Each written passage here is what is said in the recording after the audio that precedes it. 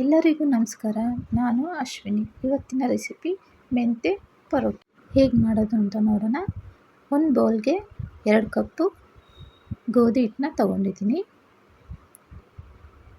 ಹಾಗೆ 1 ಕಪ್ಪು ಮೆಂತ್ಯ ಸೊಪ್ಪು ಹಾಕ್ಕೊತಾ ಇದ್ದೀನಿ. ಅದಾದಮೇಲೆ ಸ್ವಲ್ಪ ಸಾಲ್ಟ್ ಹಾಕ್ಕೊತಾ ಇದ್ದೀನಿ. ಎಲ್ಲನೂ ಮಿಕ್ಸ್ ಮಾಡ್ಕೊತಾ ಇದ್ದೀನಿ. ಇದಕ್ಕೆ ನೀರು ಹಾಕ್ಕೊತಾ ಇದ್ದೀನಿ. ನೀರು ಹಾಕ್ಕೊಂಡ್ಬಿಟ್ಟು ಕಲಿಸ್ತಾ ಇದ್ದೀನಿ. ಅದಾದಮೇಲೆ ಸ್ವಲ್ಪ ಆಯಿಲ್ ಹಾಕ್ಬಿಟ್ಟು ಚೆನ್ನಾಗಿ ಕಲಿಸ್ತಾ ಇದ್ದೀನಿ.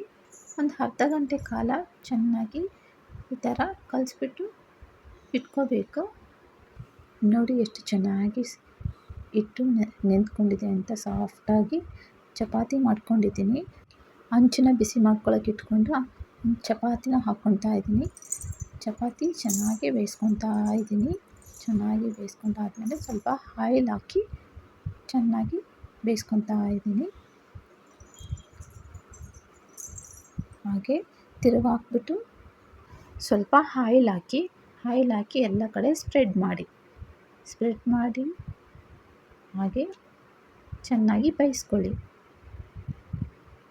ಈ ವಿಡಿಯೋ ಇಷ್ಟದಲ್ಲಿ ಲೈಕ್ ಮಾಡಿ, ಕಾಮೆಂಟ್ ಮಾಡಿ, ಹಾಗೆ ಸಬ್ಸ್ಕ್ರೈಬ್ ಮಾಡಿ. Thank you.